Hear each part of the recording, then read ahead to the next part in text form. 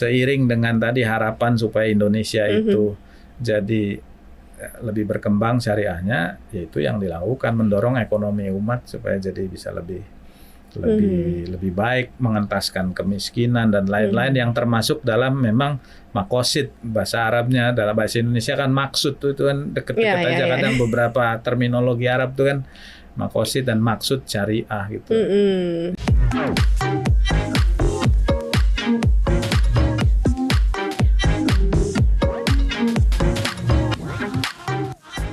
Hai Sobat Cuan, apa kabar? Selamat datang di podcast Cuap-Cuap Cuan. Semoga Sobat Cuan selalu dalam kondisi yang sehat, bahagia, dan pastinya cuan ya. Kalau dengerin aku di sini pastinya cuan ya kan, akan dengerin apapun juga pastinya cuan. Maria nggak sendirian, bareng dengan Olivia Louis di sini. Halo. Kita nggak berdua doang juga ya. Hari ini ada tamu spesial. This is special interview ya. Karena Cuap-Cuap Cuan selalu memberikan interview yang spesial. Terutama hari ini kita juga kedatangan kakak. Maunya dipanggil kakak soalnya ya. Kan masih cocok banget ya. Ada Kak Igi Harumanahsyian. Halo Kak Igi. Halo, assalamualaikum, selamat siang. Waalaikumsalam. Gak enak memanggilnya Kak, beneran gak apa-apa. Gak apa-apa dong, Kak Maria, Kak Olive. Jadi Kak Igi ini komisaris independennya Pertamina, kemudian juga dari Masyarakat Ekonomi Syariah, bener ya? Iya, betul. Selamat datang Kak Igi di komunitas Dede gemesnya CNBC Indonesia di Cuap-Cuap Cuan, karena kita yang dengerin rata-rata banyakan Gen Z dan milenial nih, yang pengen belajar banyak soal masalah ekonomi syariah gitu. Gimana nih sekarang ekonomi syariah nih? Belum jadi raja nih kayaknya di Indonesia nih, yang mayoritas adalah Muslim kan gitu. Kenapa nih Kak Igi? Nah, sebetulnya ekonomi syariah juga tidak lepas dari cuan. Jadi kaitannya juga dengan cuan. Ekonomi syariah itu bagaimana mendapatkan cuan dengan baik dan menggunakan atau membelanjakannya juga dengan responsibel. Sebetulnya kan seperti itu. Dan tapi yang paling mendasar yang mungkin orang nggak boleh lupa, justru syariah itu mendorong orang untuk dapat cuan banyak. Oh iya? Iya, syariah sebetulnya seperti itu. Makanya tadi saya masuk ini kehormatan juga bisa hadir di tempat cuap-cuap cuan. Saya biasanya dapat singkatan itu C5. Check in, cuap-cuap, cuan, check out. Nah, tadi kan saya check in dulu masuk sini. Bener. Cuap-cuap cuan, baru nanti check out bawa cuan buat sobat cuan ya. Harusnya bawa cuan atau memberi inspirasi. Setuju. Gitu. Kalau membawa cuan, kenapa terus kemudian masih banyak yang ragu ya? Maksudnya untuk mengenal produk, kan kalau dilihat kan produk syariahnya sebenarnya banyak banget kan sekarang Kak Igi kan. Tapi kayak anak-anak muda nih kalau ditanyain sekarang, mereka pemahamannya masih kayak kurang gitu. Iya, karena tadi bahwa pemahaman syariah mendorong orang untuk punya banyak cuan itu juga mungkin masih kurang. Kalau syariah itu hanya dipersepsikan sebagai bagian dari ritual tertentu, itu katakan bentuk ibadah, memang jadi akan terbatas. Tetapi syariah itu dalam hal ini Islam itu mendorong orang sebetulnya untuk, saya berulang-ulang bilang, untuk jadi orang kaya, untuk punya banyak cuan. Punya banyak cuan. Nah, tetapi memang mayoritas penduduk Muslim Indonesia bisa jadi juga doanya selama ini kurang lengkap. Karena gimana tuh harusnya lengkapnya nih? Kalau minta doa, ya Allah berikan aku rizki yang halal dan berkah. Nggak banyak yang kemudian meminta halal, berkah, dan banyak. Oh iya benar. Iya kan harusnya banyak, betul nggak gitu. Memang uang atau cuan itu kan bukan sumber kebahagiaan ya nggak. Iya. Tetapi kan mendekatkan kita ke kebahagiaan. Ya, dan rasanya problem kita jauh lebih mudah ketika banyak cuan ketimbang sedikit cuan atau kekurangan cuan. Atau nggak ada cuan ya. Nah, tapi saya secara konkret begini. Islam itu kan mendorong orang, ini sekarang lagi musim haji, untuk naik haji, mempunyai pengalaman kuliner satu negara lain kan, minimal nyobain makanan Timur Tengah juga kan gitu kan, mencoba satu airport yang satu ke airport yang lain gitu, traveling ada terus di situ. Apa syaratnya? Punya cuan. Iya benar sih. Punya uang. Kalau nggak punya kemampuan untuk pergi haji, nggak punya kemampuan untuk tadi punya uang kan nggak bisa juga pergi haji. Syariah juga mendorong orang untuk zakat, infak, sodakoh gitu. Artinya apa? Kalau kita punya kelebihan uang, kalau nggak punya kelebihan, apa yang dizakatkan, apa juga. yang diinfakkan, juga apa yang disodakohkan, gitu. Jadi ya sama seperti financial planning pada umumnya, kita nggak wajib kok bikin financial planning, merencanakan keuangan tuh belum wajib ketika uangnya nggak ada. Belum ada, iya. Direncanakan, bener nggak itu? Bener. Selalu yang kayak kita bilang ya, kayak pembagian pos keuangan. Di antaranya itu adalah bagian sedekah gitu ya, infak itu ternyata juga di ekonomi syariah, di produk-produk syariah udah fokus ke situ gitu. Jadi kalau mau lihat nilai plusnya punya duit plus sudah beribadah juga sebenarnya ada di situ ya. Jadi balik tadi kenapa syariahnya belum besar? Kalau tadi kita sebut doa satu kurang lengkap ya, kedua etos sendiri untuk tadi menjadi orang kaya itu juga masih harus ditumbuhkan. Karena konsepnya atau karena apanya sih yang mungkin orang belum gitu paham kayak gitu? Nah ya memang syariah dilihat tadi tidak hanya sebagai bentuk ibadah, bentuk ritual saja, itu juga yang terus kemudian perlu kita terus sosialisasikan, kita masyarakatkan gitu. Makanya ada masyarakat ekonomi syariah itu untuk memasyarakatkan ekonomi syariah dan mencariahkan ekonomi masyarakat kan itu sebetulnya secara diniatkannya terus seperti itu. Nah, dan ini kan juga perlu sama seperti keuangan perlu literasi juga. Iya betul. Nah, literasi atas keuangan syariah saya kira juga memang masih belum tinggi, tetapi basicnya adalah memang secara kemampuan sendiri. Kelas menengah Indonesia tadi yang kemudian berdaya secara finansial dari muslim memang juga belum banyak. Jadi distribusi kekayaan gitu ya, ketimpangan itu kan memang masih terjadi. Nah, seharusnya syariah gitu ya melalui perangkat-perangkatnya itu juga bisa menjembatani atau mengatasi gap tadi. Jadi harus dilihat sebagai sebuah sistem syariah sebagai sistem ekonomi. Nah, kalau bicara sistem ekonomi harus baca lagi bukunya Pak Mitro Jaya Hadikusumo itu kan bacaan wajib waktu di kuliah kelas ekonomi gitu ya, tentang perkembangan pemikiran ekonomi. Apa sih sistem itu? Nah, sistem itu kan disebut sesuatu yang mengatur aktivitas dari produksi, distribusi, konsumsi, termasuk instrumentasi yang ada untuk menunjang hal tersebut diiringi dengan nilai-nilai yang membawanya. Nah, syariah itu masuk dari sisi sebetulnya basic nilainya dulu gitu. Nilai syariah itu apa sih gitu ya. Ya tapi tadi harus santai juga, maksudnya tadi syariah nggak dilihat, lagi-lagi saya bilang tidak hanya dilihat sebagai bentuk ritual tetapi bentuk amal nyata gitu. Nah, itu amal nyata yang seperti apa kan gitu. Dan saya melihat sih sederhana ya sebetulnya. Orang yang terlibat dalam atau udah memahami literasi syariah adalah pada prinsipnya bukan sesuatu yang sulit, bukan sesuatu yang menyeramkan. Kan kadang masih banyak persepsi, kayaknya menyulitkan, kayaknya kemudian serem terlalu gitu. strict gitu ya. Atau strict, whatever gitu ya. Padahal nggak begitu. Ini sekumpulan orang baik yang mencoba mengimplementasikan nilai-nilai syariah dalam kehidupannya, terutama dalam kehidupan ekonomi, supaya ujungnya itu kan bisa masuk surga. Iya bener sih. Tapi itu semua kan pengennya endingnya itu masuk surga. Iya. Sederhana itu aja orang-orang yang berusaha baik mau masuk surga, dan salah satu yang dianggap punya peluang masuk surga paling besar adalah orang yang punya kemanfaatan paling banyak buat orang lain. Benar. Gitu. Nah, itu kata kuncinya. Cuan sekarang. Coba. Di agama apapun juga ngajarin ke situ. Betul. Nah, kaitan sama cuan, saya nggak tahu ya. Pas saya datang harga cuan naik. Pada tahu nggak cuan itu sendiri juga masuk daftar efek syariah? Iya ada. Dia masuk. Jadi termasuk saham yang boleh diinvestasikan untuk yang sesuai syariah. Karena termasuk saham syariah ya Pak betul, Igi. gitu. Wah seru banget, dapat 3 SKS nggak tuh lo sama Cuan dari Kak Igi.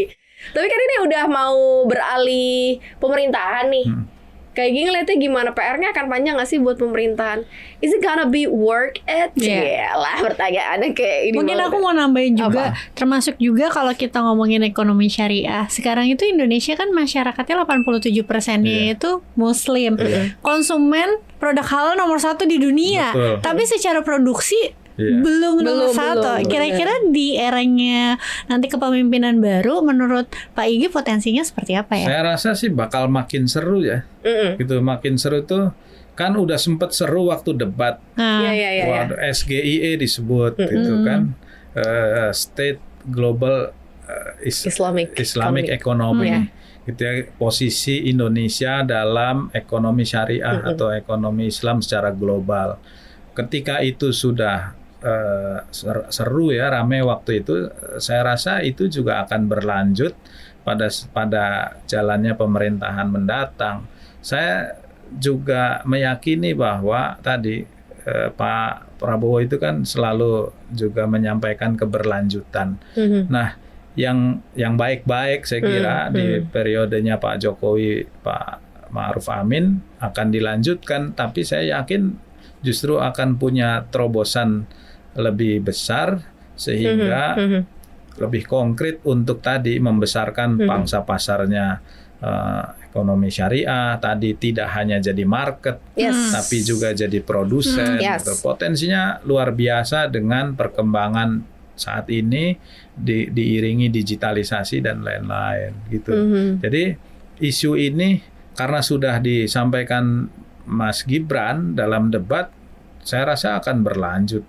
Ditambah lagi ya, kita nggak boleh lupa Pak Prabowo itu punya hubungan sangat baik dengan pemimpin-pemimpin negara di Timur Tengah, dengan Jordania yang pada saat awal sudah memberikan selamat gitu kan atas kemenangannya Pak Prabowo, dan ini saya rasa jadi modal tambahan untuk apa yang kemudian bisa dilakukan yang lebih kuat untuk Indonesia dengan hubungan baik dengan negara-negara Timur Tengah dan lainnya, dan negara-negara lain yang juga punya potensi, China gitu ya, terus kemudian Pakistan, India dan lain-lain yang kemudian juga punya potensi syariah yang juga besar. Selain tentu tidak melupakan Eropa kan, karena Eropa mereka juga menyatakan diri untuk menjadi pusat keuangan syariah di dunia dan lain-lain. Karena ternyata pas aku cek-cek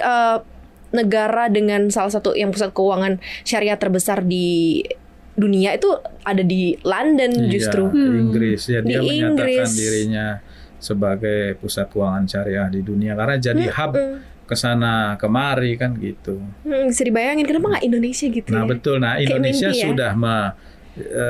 sudah juga meniatkan untuk menjadi pusat keuangan dan ekonomi syariah di dunia, dan kemudian dengan posisi penduduk Muslim terbesar di kolong langit ini, itu saya kira wajar untuk punya harapan seperti itu, sesuatu yang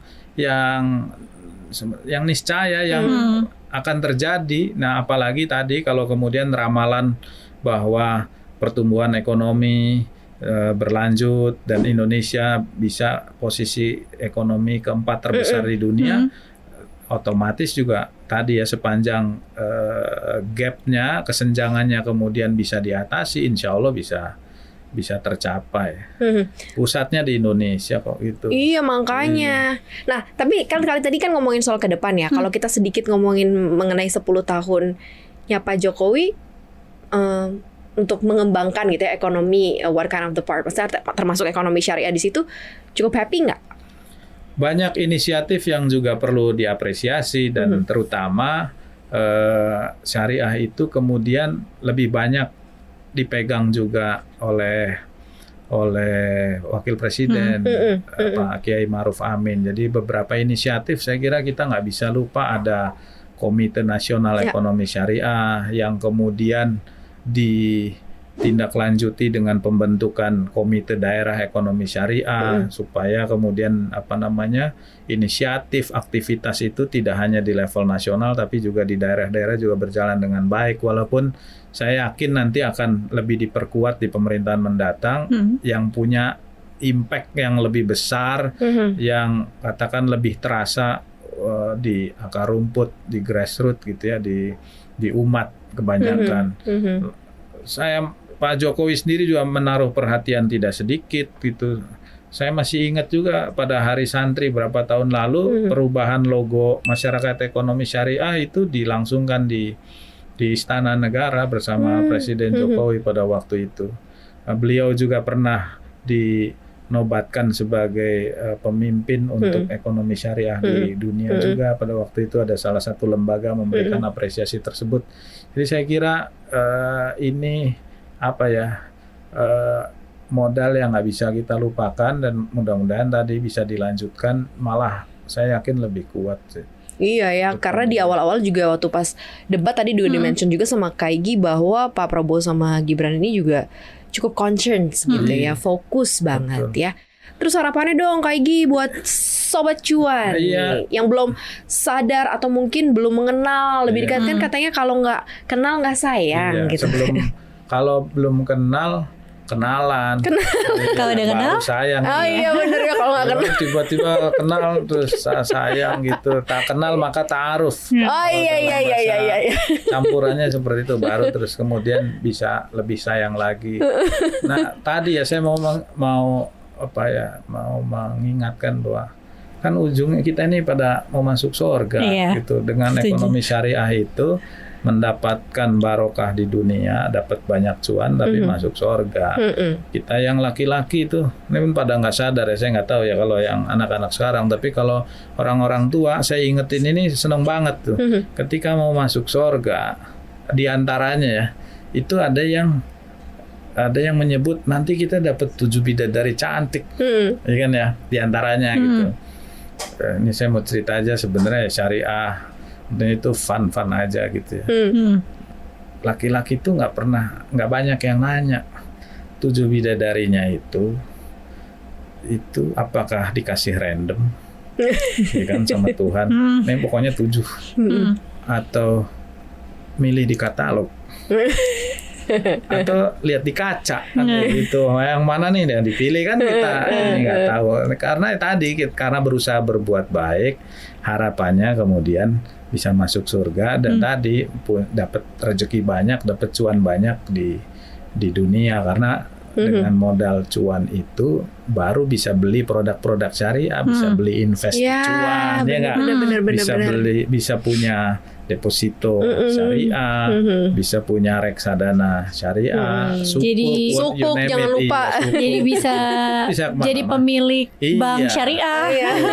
Nah kalau nggak ada cuannya kan nggak bisa juga kontribusi untuk masuk surga bisa dari jalan manapun, tapi ini seiring dengan tadi harapan supaya Indonesia itu jadi lebih berkembang syariahnya, yaitu yang dilakukan mendorong ekonomi umat supaya jadi bisa lebih baik, mengentaskan kemiskinan dan lain-lain, yang termasuk dalam memang makosid bahasa Arabnya, dalam bahasa Indonesia kan maksud itu kan deket-deket aja kadang beberapa terminologi Arab itu kan makosid dan maksud syariah gitu, yaitu memberi manfaat, itu jangan lupa tuh, memberi manfaat dalam perlindungan ke 5 aspek, ada agama, ada akal, dan seterusnya.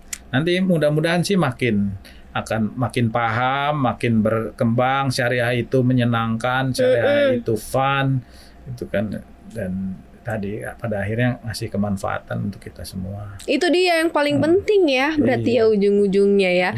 Gimana bisa tracking segala kebaikan nanti berbuah di dalam surga gitu, yang bisa dipetik gitu kan. Dan nggak cuma buat orang Islam, terbuka semuanya. Iya, makanya jadi nggak terbatas untuk orang Islam, karena prinsip syariah juga itu membawa maslahat untuk alam semesta sebetulnya. Jadi sebenarnya nggak cuma manusia, tapi lingkungan dan lain sebagainya, semua aspek kehidupan gitu. Jadi nggak terbatas untuk orang Islam saja gitu. Selagi itu membawa kebaikan dan kebajikan, ya bisa dilakukan oleh semua orang.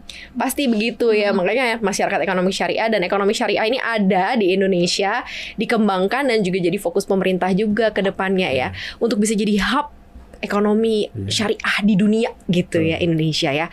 Kak Igi terima kasih banyak udah hadir di Cuap Cuan. Ingat jangan cuma kali ini, harus sering-sering datang lagi. Saya ya. kalau diundang ya insya Allah datang. Bener ya. Cuannya cocok nggak ya? Cuap-cuan cocok gitu nggak ya? Cuap cocok ini tadi cocokologi ya, karena ini kan CCC-nya sih. Tapi Thank you keren, banget. keren. Mudah-mudahan nanti next kalau ada apa lagi mau ya datang ke sini ya. Boleh. Terima Dengan kasih senang banyak. hati. Terima kasih. Kita pamit ya Kak Olive. Terima kasih banyak Kak Sobat Cuan udah dengerin kita. Jangan lupa dengerin konten kita lainnya di aplikasi Spotify, Anchor, Google Podcast, dan Apple Podcast. Follow akun Instagram kita di @cuap_cuan dan subscribe YouTube channel kita di Cuap Cuan. Sekarang Maria, Kak Olive, Kak Igi pamit. Terima kasih. Bye.